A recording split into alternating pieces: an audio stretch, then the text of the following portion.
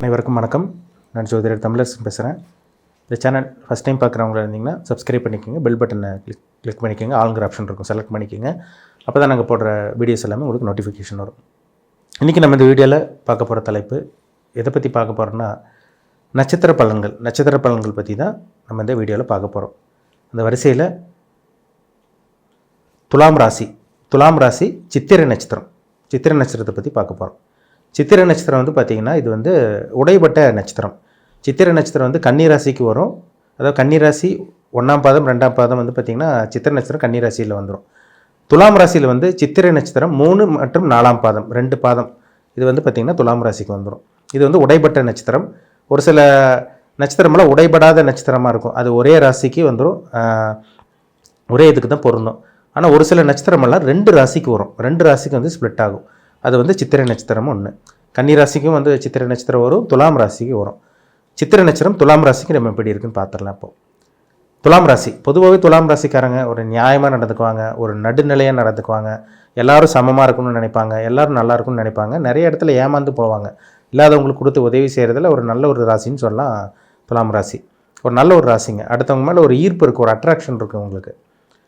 இல்லாதவங்களுக்கு கொடுத்து உதவி செய்கிறது, இந்த தானம் தர்மம் பண்ணுறது, ஹெல்ப் பண்ணுறது, சப்போர்ட் பண்ணுறதெல்லாம் இவங்களுக்கு இயல்பாகவே இந்த குணம்னு சொல்லிடலாம். சரிங்களா? கரெக்டாக பழகுவாங்க, எல்லாத்துட்டும் கரெக்டாக பழகுவாங்க, ஒரு நியாயஸ்தானாக இருப்பாங்க, நடுநிலையாக இருப்பாங்க, ஒரு நீதிமான்னு சொல்லலாம். கரெக்டாக நடந்துக்குவாங்க.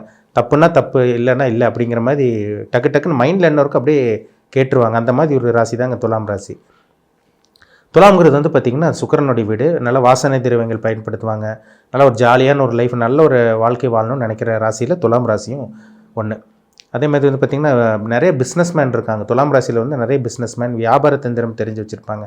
நல்ல டெக்னிக்கல் மைண்டெல்லாம் உங்களுக்கு டெக்னிக்கல் மைண்ட் தெரிஞ்சு வச்சுருக்கிற ராசியில் இந்த துலாம் ராசிக்காரங்களும் ஒன்றுன்னு சொல்லிடலாம். அதில் சித்திரைங்கிறது வந்து பார்த்திங்கன்னா அது வந்து செவ்வாயுடைய நட்சத்திரம். பொதுவாக வந்து துலாம் ராசிக்காரங்க நல்லவங்களாக இருப்பாங்க, ஒரு நல்ல குணம், நல்ல ஒரு மனம் படைத்தவங்கள, நல்ல ஒரு கேரக்டர் இருக்கும் உங்கள்கிட்ட.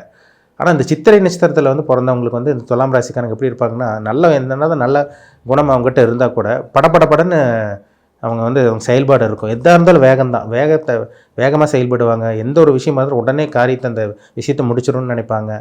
ஒரு பொறுமை வந்து அவங்ககிட்ட இருக்காது. சித்திரை நட்சத்திரக்காரங்க கொஞ்சம் அவசரப்படுவாங்கன்னு சொல்லலாம். முன் யோசனை இல்லாமல் கொஞ்சம் படன்னு சில விஷயங்களை செஞ்சு முடிப்பாங்க. அந்த மாதிரி ஒரு நட்சத்திரம் தான் சித்திரை நட்சத்திரம். முன்கோபம் அதிகம்னு சொல்லலாம். சித்திரை நட்சத்திரக்காரங்களுக்கு முன்கோபம் அதிகமாக இருக்கும். தேவையில்லாத விஷயங்களை டக்குன்னு கோவப்படுவாங்க. அப்புறம் கோவப்பட்டு அதுக்கப்புறம் வருத்தப்படுவாங்க. அந்த மாதிரி தான் இந்த ராசி நட்சத்திரக்காரங்க இப்படி தான் இருப்பாங்க. அவங்க நல்ல குணமும் இருக்கும், அவங்ககிட்ட நல்ல குணமும் இருக்கும். அதே மாதிரி வேகமான குணம், ஒரு அவசரத்தன்மை, அவசரப்படுறது, படன்னு இருக்கிறது, இந்த மாதிரி விஷயங்களில் இந்த நட்சத்திரக்காரங்களுக்கு ஒரு பக்காவாக பொருந்துன்னே சொல்லிடலாம். இப்படி தான் அவங்க குணமே அப்படி தான் இருக்கும். சில பேர்லாம் பார்த்திங்கன்னா கட்டுமஸ்தான உடல் வச்சுருக்காங்க பார்த்திங்களா. அது ஆணாக இருந்தாலும் சரி, பெண்ணாக இருந்தாலும் சரி, நல்ல ஒரு கட்டுமஸ்தான உடல் வச்சுருப்பாங்க. உடம்பு மேலே நல்ல ஒரு அக்கறை காமிப்பாங்க சித்திரை நட்சத்திரக்காரங்க. பிறக்கும் போதே வந்து பார்த்திங்கன்னா செவ்வாய் தசை தான். இப்போ செவ்வாய் தசை வந்து பார்த்திங்கன்னா பிறக்கும் போது செவ்வாய் தசை 7 வருஷம் நடக்கும். அதில் இப்போ 3ஆம் பாதத்தில் பிறந்தாங்கன்னா கிட்டத்தட்ட ஒரு 3.5 வருஷம் தான் வரும், பாதி தான் வரும் உங்களுக்கு. 2வது வந்து பார்த்திங்கன்னா ராகு தசை, 18 வருஷம் ராகு தசை நடக்கும். அப்போ 3 வயசு 4 வயசுக்கு அப்புறம் பார்த்திங்கன்னா வரக்கூடிய ராகு தசை வந்து கிட்டத்தட்ட வந்து பார்த்திங்கன்னா 22 வயசு வரைக்கும் நடந்துடும் உங்களுக்கு. 18 வருஷம் ராகுதசை நடக்கும்போது 22 வயசு வரைக்குமே அங்கே ராகுதசை நடந்துடும். அந்த ராகுதசை அவங்களுக்கு யோகம் செய்யுமா, யோகத்தை செய்யாதான்னு வந்து பார்த்திங்கன்னா அவங்க ஜாதகத்தில் இருக்கிற அந்த பொசிஷன் பொறுத்து. ராகு ஒரு நல்ல ஒரு ஸ்தானத்தில் இருந்தால் கண்டிப்பாக ஒரு யோகத்தை கொடுத்துருவார் கண்டிப்பாக.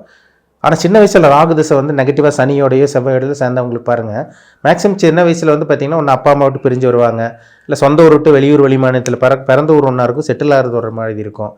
அதுக்கப்புறம் வந்து பார்த்திங்கன்னா ஒரு சில பேருக்கு படிப்பு ஏறாமல் போகும். படிப்பில் நிறைய பேர் வந்து பார்த்திங்கன்னா அந்த ஸ்கூலில் வந்து சரியாக படிக்காமல் போகிறது, படிப்பே அவங்க மண்டையில் ஏறாது. எப்படின்னு பார்த்திங்கன்னா இந்த ராகு வந்து கெட்டு போயிருப்பார் ஜாதகத்தில். ராகு 4ஆம் இடம் சம்மந்தப்பட்டோ இல்லை வேறு ஒரு இடத்துல செவ்வாயோ இல்லை சனியோட காம்பினேஷனெல்லாம் வந்துருச்சுன்னா படிப்பு அவங்க சுத்தமாக ஏறாதுன்னு சொல்லிடலாம். சின்ன வயசில் படிப்பு பிரேக் ஆகிறவங்க ஸ்கூலில் வந்து பார்த்திங்கன்னா சரியாக படிச்சிருக்க மாட்டாங்க. இதெல்லாமே இந்த சித்திரை நட்சத்திரக்காரங்க தான். ஒரு சில பேர் வெளிநாட்டில் போய் இப்போ பிழைச்சிட்றாங்க. பிறந்த ஊர்லேருந்து ஒரு இடமா இருக்கும், பிறந்தது ஒரு இடமா இருக்கும், செட்டில் ஆகிறது வேற ஒரு இடமா இருந்திருக்கும். ஒரு சில பேத்துக்கு தான் நல்லா இருக்குது. இந்த ராகு திசை வந்து ஒரு சில பேத்துக்கு தான் நல்லா இருக்குன்னு சொல்லலாம். ஏன்னா சின்ன வயசில் வரக்கூடிய ராகு திசை சுக்கிரனோட சம்மந்தப்பட்டு குருவோட பார்வையிலிருந்து பாவகிரக சம்மந்தப்பட்ட இருக்கிறவங்களுக்கு தான் இவங்களுக்கும் நல்லாயிருக்கும். அவங்க வளர்ச்சி அடைய அவங்க தாய் தந்தைக்கும் நல்லா இருக்கிற மாதிரி இருக்கும். ஆனால் பொதுவாகவே இந்த ராகு திசை வந்து சின்ன வயசில் வர்றது பிரச்சனை தாங்க. தேவையில்லாத விஷயங்கள் இந்த 22, 23 வயசு வரைக்குமே, கிட்டத்தட்ட 24 வயசுன்னு சொல்லலாம். இந்த 24 வயசு வரைக்குமே வாழ்க்கையில் என்னென்ன நடக்கக்கூடாத ஒரு மனுஷனுக்கு என்னென்ன தேவையில்லாத அனுபவங்கள் கிடைக்குமோ அத்தனை அனுபவமும் இந்த ராகு திசையில் சின்ன வயசில் அவங்களுக்கு தேவையில்லாத விஷயங்கள்லாம் இந்த ராகு திசையில் தாங்க ஏற்படுத்தும். அதனால் இந்த டைம்லலாம் ரொம்ப கவனமாக இருக்கிறது நல்லது. அதாவது 24 வயசுக்குள்ளே இருக்கவங்களுக்கு கிட்டத்தட்ட 24 வயசுக்கு மேலே வர பார்த்திங்கன்னா உங்களுக்கு குரு திசை நடந்துடும். குரு திசை வந்து பார்த்திங்கன்னா கிட்டத்தட்ட உங்களுக்கு 40 வயசு வரைக்கும் நடந்துருங்க. 16 வருஷம் குரு திசை. அந்த 16 வருஷம் குரு திசை எப்படி இருக்குன்னு பார்த்தீங்கன்னா, அந்த 22 வயசு வரைக்கும் ஒரு சில பேர் 22, 23 வயசு வரை கஷ்டப்பட்டு குடும்பமே வறுமையில் இருக்கும். அதுக்கப்புறம் ஒரு சில பேர் டெவலப் ஆகுறாங்க. 24, 25 வயசுக்கு அப்புறம் தான் ஒரு சில பேருக்கு வாழ்க்கை அமையுது. ஒரு சில பேருக்கு 30 வயசுக்கு மேலே தான் வாழ்க்கையே மாறுது. ஏன்னா அந்த குரு வந்து ஒரு சில மாற்றத்தை கொடுக்கும். அந்த குரு திசையில் ஒரு சில புத்திகள், நல்ல புத்திகள் வந்துச்சுன்னா ஒரு சில மாற்றத்தை கொடுத்துரும். ஏன்னா இயற்கை சுபகிரகம் குரு. துலாம் லக்னத்துலேயும் ரிஷப லக்னத்துலையும் பிறக்காமல் இருந்தீங்கன்னா கண்டிப்பாக உங்களுக்கு குரு திசை யோகம் தான். மற்ற லக்னங்கள் கூட குரு நல்லது பண்ணும். மேஷ லக்னம், கடக லக்னம், அதே மாதிரி சிம்ம லக்னம், விருச்சக லக்னம், தனுசு, மீன லக்னத்துக்கெல்லாம் குரு திசை யோகத்தை செய்கிற ஒரு நல்ல ஒரு தசையாக இருக்கும். 40 வயசு வரைக்கும் குரு நல்ல ஒரு இடத்துல இருக்கணுங்க. குரு கெட்டு போகாமல் ராகுவோடையோ சனியோடையோ சேராமல் இருந்துச்சுன்னா அந்த குரு தசை 40 வயசு வரைக்கும் கண்டிப்பாக யோகத்தை கொடுத்துரும். 40 வயசுக்கு மேலே வரக்கூடிய சனி தசைங்க கிட்டத்தட்ட 59 வயசு வரைக்கும் 59 வயசு வரைக்கும் சனி திசை 19 வருஷம்.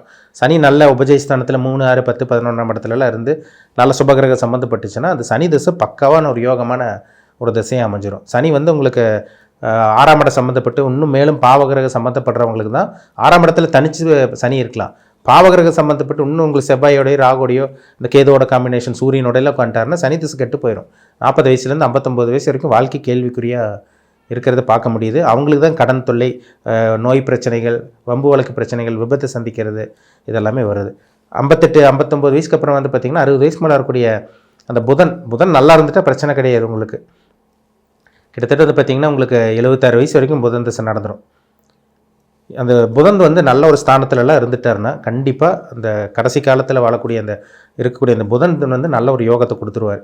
புதன் கெட்டு போனவங்களுக்கு தான் அந்த 58, 59 வயசுக்கு அப்புறம் நரம்பு பிரச்சனை, தோல் பிரச்சனை, தனிமையில் இருக்கிறது, அந்த புத்திசுவாரியம் இல்லாமல் போகுது, கடுமையான நோய் தாக்கம் ஏற்படுறதெல்லாம் அந்த புதன் தசையில் நடக்கும். சுவாச கோளாறுலாம் வருது பார்த்தீங்களா, அந்த புதன் தசையில் கொடுக்கும்.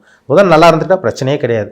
புதன் கெட்டு போனவங்களுக்கு தான் அந்த நரம்பு சார்ந்த பிரச்சனைகள், தோல் சம்பந்தமான பிரச்சனைகள் இதெல்லாமே அவங்களுக்கு வர்றதை பார்க்க முடியுது. அந்த புதன் நல்ல இடத்துல இருக்கணும். மேஷ லக்னத்துக்கும் விருச்சக லக்னத்துக்கும் தான் அந்த புதன் திசை பெருசாக நல்லது பண்ணுறது கிடையாது. சுபகிரக சம்மந்தப்பட்டால் தப்பிச்சிருவாங்க. பாவகிரக சம்மந்தப்பட்டால் மேலும் அவங்களுக்கு பிரச்சனை அந்த வயசில் வரும் கண்டிப்பாக. சரிங்களா? இப்போ உங்கள் பிறப்பு ஜாதகத்தில் என்ன தசாபுத்தி போகுது, உங்கள் வயசு என்ன, இப்போ உங்களுக்கு எப்படி போயிட்டுருக்கு, டைம் எப்படி போயிட்டுருக்கு, நேரம் நல்லா இருக்கா, நல்ல நேரம் போயிட்டுருக்கா, கெட்ட நேரமாக போயிட்டுருக்கா, என்ன பண்ணணும், என்ன பண்ணக்கூடாது, உங்கள் தனிப்பட்ட ஜாதகத்தை பார்த்து தெளிவாக தெரிஞ்சுக்கோங்க. அது உங்களுக்கு ரொம்ப ரொம்ப ஒரு சேஃப்டியான ஒரு இதுன்னு சொல்லிடலாம். ஏன்னா என்ன நேரம் எப்படி போயிட்டுருக்குன்னா அதுக்கு தகுந்த மாதிரி நீங்கள் உங்கள் லைஃப் பார்த்துட்டு போயிட்டே இருக்கலாம். சரிங்களா? தனிப்பட்ட ஜாதகம் பாருங்கள், அது ரொம்ப ரொம்ப முக்கியம்னு சொல்லலாம். சரிங்களா?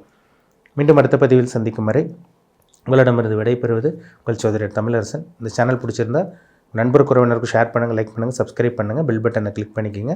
ஆளுங்கிற ஆப்ஷன் இருக்கும், அதையும் செலக்ட் பண்ணிக்கோங்க. அப்போ தான் நாங்கள் போடுற வீடியோஸ் எல்லாமே உங்களை வந்து சேரும். நன்றி, வணக்கம்.